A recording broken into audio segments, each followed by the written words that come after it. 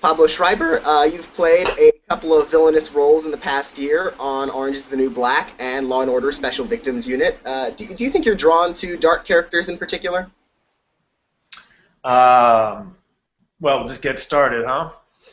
Yeah, that's the big question, I guess, of the last couple of years or the last year and a half. Am I drawn to dark characters? I think it's really interesting that these two characters kind of came into my life around the same time. It's definitely been an interesting phenomenon for me to observe. Um, I think they both came at the right time in my life. One of the things that I've realized as an actor, looking back on my career, is that everything that came to me came at a perfect time. A lot of different roles that I played, I wasn't expecting them to be what they were, or I didn't know where it was going, but everything always turned out to be exactly what I needed. And I think that these two roles came at a very specific time in my life when I think it was essential for me that I needed to expose and hopefully expunge a little bit of my darker side. And so I think these roles allowed me to do that. So now that you've played these darker roles, do you think you have purged that and you're ready for a nice romantic comedy coming up sometime soon? Sure, yeah, I'd be into a rom-com. Why not? I don't have any plans for a rom-com, but I am doing a half-hour comedy. My next project is on HBO, and it's a half-hour comedy called The Brink. Jack Black, Tim Robbins, and I star on it, and it will be released sometime next year. But yeah, comedy is definitely on the table next for me. Something light and fun, and even though there was a lot of comedy in Orange is the New Black, that was I think that was the difference between the two characters at its base, is that they were both kind of evil, awful people. And Orange is the New Black dealt with that through comedy, and SVU dealt with it through drama. They just had very different ways of approaching two kind of horrible people. Yeah, the tones of the shows are very different, as you said. Is it a different kind of challenge or a more challenging kind of experience to play someone like Pornstache, on a show where you're playing a dark character, but there's also an edge of comedy to it, or is that actually a benefit? Oh, that's a lot easier. Yeah, I would say that because of the tone difference in the shows, they were completely different. They were like night and day in terms of experience, on set, and experience for me as an actor. Orange is the New Black for me was just pure, unadulterated fun. It was the most fun I've ever had playing a character, even though he's awful, because it was expressed through comedy, and because I kind of had a free reign and license to just be as ridiculous and awful and horrible as I wanted to. That was the boundary of the character, is that there was no boundaries. As awful as I could imagine something to be, that was my behavior. And so I was just kind of asked to just do the worst I could, and that was just incredibly fun. So I didn't even really think about how awful the behavior was and the ramifications of his actions and what people were going to think of him story-wise in terms of his relationship to the story, because I was just so busy kind of creating and having fun and being joyful. Then SVU was like a completely opposite experience, because I was asked to play a character that was capable of just absolute evil, and even though he was charming on the surface and he had a way with people and making them trust him, he was deep in his soul just the most awful human being you can imagine. And the things that I was asked to do in relation to Mariska, who was my scene partner and an amazing one at that, we went to really dark places. And so as an experience and as a showing up for work each day, it was draining emotionally. It was tough to go to those places and not without a release valve. Comedy's like the great release valve, when you're asked to be funny, or you're asked to be when irony gets into it, and when humor gets into it. It's the moment you're asking people to laugh, you're releasing the tension, And in Law and Order SVU, there was no humor at all, and so there's no release of tension. All the tension that's built up stays there. and so for that reason, it was energetically draining. Yeah, we have a question in our chat room. Someone wants to know how do you go about distancing yourself from these dark characters at the end of the day? Like, are you able to like take William Lewis and Pornstache and sort of put them away in your head after you're done playing with them, or do they stick with you? It's an interesting question. It's one that's asked a lot. Is how do you get out of character, or how do you stop that? How do you hit the off valve when you go home? And I don't really think of it that way. It's not. I don't want to distance myself from my characters. I want to get as close to my characters as I can, And so for me, the real separation and the reason why it's not really an issue to me is those are not my actions. Those are the actions of the people that I portray, and so I'm asked to pretend to have these to commit these terrible atrocities.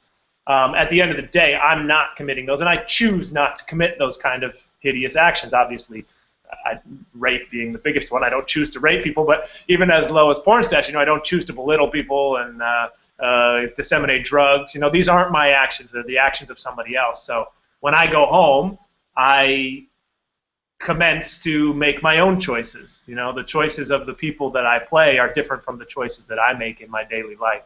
And so to me, it's as simple as that, And I don't want to distance myself. I want to bring myself as close as I can. So when I'm looking at what the fears are that these people operate out of, I have to associate them to fears of my own, And that's the way that I bring myself closer to my work and my work closer to me.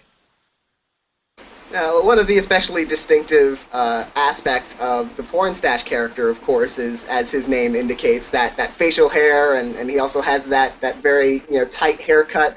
Is that part of is that important for you? Just getting into his body physically to get into the mindset for that role. Yeah, it's essential. It's essential. I mean, that was the first thing.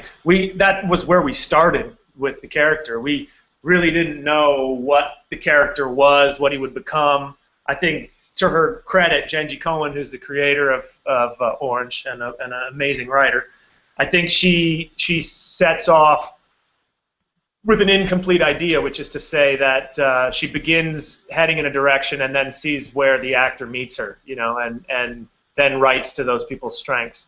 So we kind of had this guy on paper who was a very unformed idea in the actual book that Piper Kerman wrote. He was just, a page or two of this just sort of this correctional officer who had absolutely no self-awareness.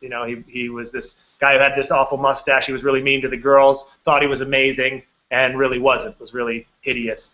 And that was the setting off point. But other than that, we didn't really know what the character was going to become. So then the first point of business was I didn't want to / can't really grow a good mustache myself. So the first thing was to find a suitable mustache. So we had meetings with the makeup department and tried on some mustaches and basically found the one that worked the best. And then it was really important for me. The hairstyle was the biggest thing. And I brought in a picture of Dolph Lundgren in Rocky V, and I said that I want this. Give me this haircut. So we went for the 80s flat top, which I think worked to stunning effect, especially at the beginning of season 1 when we really had it high and tight. And as the season went on, I knew I had a project coming up that I couldn't have that haircut for. So I had to start growing it out little by little. So as the season goes on, you see the hair starts to get a little puffier and a little bigger. And that was just because I had to move on to the next job. But yeah, so that was the most important thing in establishing the character was getting the look, and we got it early on. And I remember those first few days on set when I walked on with the mustache and the flat top, and people were just like, whoa, I think from the very beginning that look just locked in who the guy was. People knew who I was instantly, and as a result, I also knew who I was instantly, and all the behavior came out of the look of that character immediately. As an actor trying to identify with your characters, even characters as dark as these, as loathsome as they are, do you ever feel any affection for Pornstache? I mean, he is a little bit ridiculous at times, so it's Are not. you kidding? I love that guy. I mean, I have so much affection for Pornstache. William Lewis, not so much. That's I loved playing the character, and it was fun. Not fun. It was informing and fulfilling, I would say, to go to those places as William Lewis. But Pornstache, no, I love him with all my heart. I think he's a really a lot of people don't find him to be sympathetic, but I think he's an incredibly sympathetic character. He's just a really sad guy who wants friends. He wants people to listen to him and wants people to take him seriously. And because people don't, because people tend to judge him and put him in a box, he puts up these walls and acts out and behaves in the only way he knows how, which is just being a shithead. But underneath all that bluster, I think is a really, really sensitive and lovable guy. Yeah, I think we definitely do see that towards the end of that first season, where Yeah. he's being set up for this pregnancy, and suddenly he sort starts to feel genuine affection, and we see sort of how sad he really is. Yeah, I think those keys are plugged in there towards the end of the season, and again, that's a huge credit to Genji, who I think is incredibly successful at establishing expectations for characters and then completely turning them on their head. She did it with a number of characters throughout the first season, and mine was included. Now, for your William Lewis character, it's also a dark character, but in a much also darker show. Nothing particularly funny about it, or redeemable about it, or even sympathetic or affectionate about it.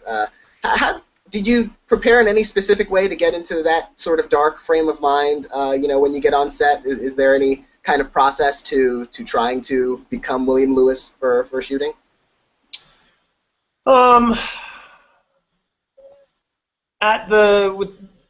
With the possibility of disappointing you in terms of talking shop about process or getting into character, I really let the situation inform the process, and the actions, again, going back to what he does and his fears and the things that create his behavior, is really all the process that I need to get into characters, to essentially just meditate on what this person does, what he's capable of doing, and what creates that behavior. And so in terms of getting into a dark mind state, no, I don't have a process to get into that dark mind state. I let the actions and the words speak for themselves. And this guy is, the absolute most despicable human you can imagine, in the sense that he is cunning and manipulative and just will lie to your face and charm your pants off and then do terrible things to you. So I think with a character like that, what you really want to focus on is the charming side. You really want to focus on being as acceptable and charming as you can. So I focus on those aspects of myself more than I focus on the dark aspects. And then I think you let the actions that he commits and perpetrates speak for themselves, because story is really powerful, And when you let story work on an audience, it does a lot of the work for you. And in this case, I entrusted myself and my character to an amazing writer who I respect a lot, named Warren Light, who is the showrunner on Law & Order SVU. And, he didn't let me down again. I worked with him on Lights Out, and he wrote great stuff for me there. And then he created another slam dunk character for me here. So I really just let his writing do the leading. William Lewis, at one point during the season, defends himself in court, and the Law & Order franchise is famous for dividing its storylines into the police and courtroom segments. Was it satisfying to be able to play so much of both sides of that story, since you got to do the whole legal defense part? Yeah, it was great, and that episode was probably my favorite of the whole saga. I don't know. I think we had 5 episodes, and yeah, the courtroom scene, the courtroom episode was my favorite. It felt like a play, you know. It felt like doing a play. I mean, by the end there, by the peak of the episode, we were doing in that one scene where Lewis confronts Benson in court. We were doing 15-minute takes of that whole scene, you know. And if you're not familiar with TV, takes are usually, you know, less than a minute generally. Sometimes a nice long take would be 5 minutes. But to do a 15-minute take where they say rolling action, and then for the next 15 minutes you're off, you know, you're performing, you're doing a whole one-act play basically in 15 minutes. And so that was a really unique experience to have on a TV set, because I've done theater and I've done plays, but to get to do that with cameras present was a really interesting experiment. And again, you know, to have Mariska to go through that process with, I think the level of trust that we developed over the course of those 5 episodes was really unique and a wonderful experience for me to have with another actor. And that level of trust does seem especially important for these 2 roles that you're playing.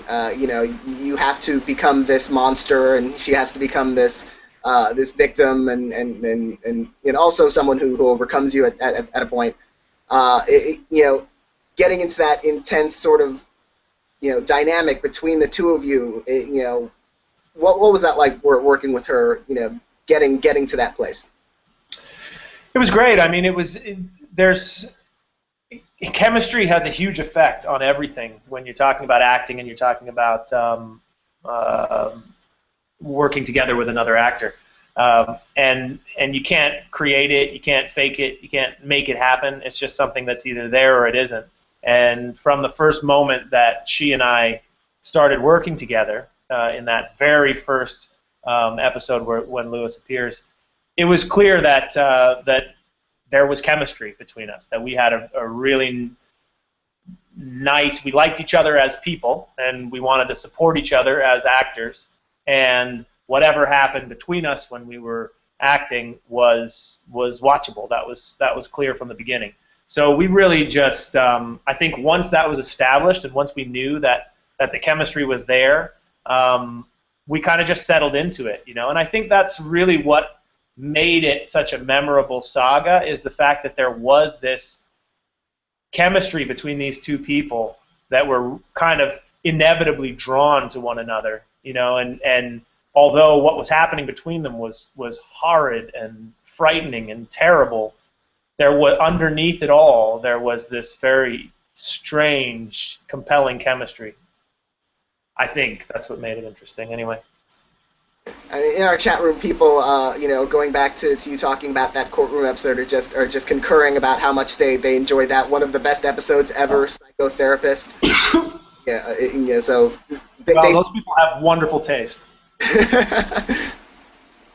Law and Order has, you know, always been kind of a New York institution, especially for, you know, actors in the recurring and guest cast. I always see, you know, New York-based actors playing a lot of roles. And certainly there's still a lot of TV production in New York, but is it a little sad that now that Law & Order Special Victims Unit is the only Law & Order show left producing new episodes? Yeah, it is. I mean, you're absolutely right. Excuse me, that for years that was, I mean, for me coming out, I've lived in New York for 13 years now and been a professional actor for all of those 13 years. But money hasn't always been easy to come by over the course of my, you know, in those early years. You're a young actor, you're doing plays, you're getting paid $300 a week, you know, to do a play, and just hoping that you'll be able to make this career work at some point.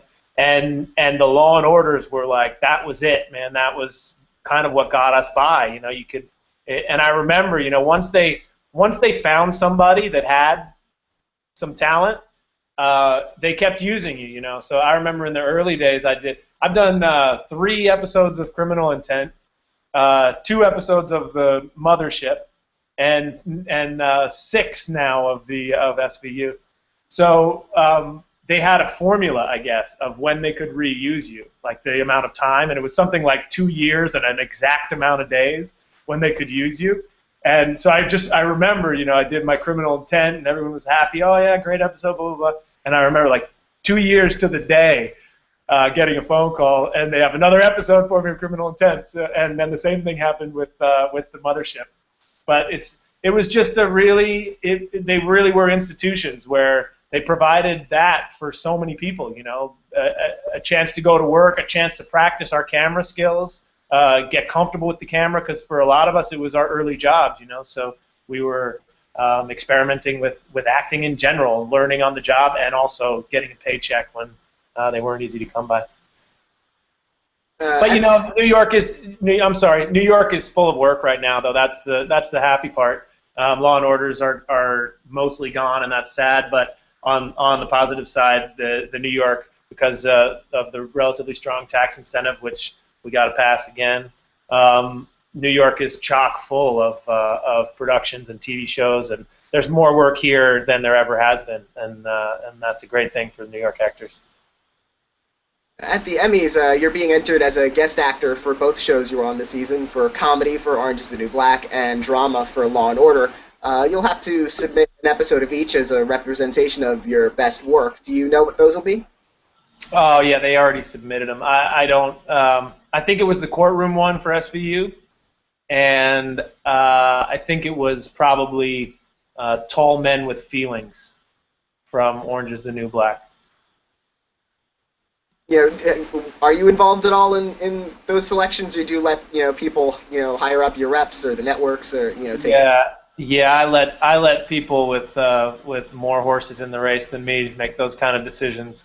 I'm just really, I'm just flattered that I'm even in the conversation, that people are talking about me in that way, and that it's even a possibility. So I try not to get caught up too much in it, because who wants to get their hopes up and their expectations shattered? But I just I let other people deal with that stuff. I just show up when they tell me to. Well, I want to wish you the best of luck on these shows at the Emmys and your upcoming HBO project. That sounds very interesting. And thank you very much for talking to me today. Thank you. It was a pleasure. Appreciate your time.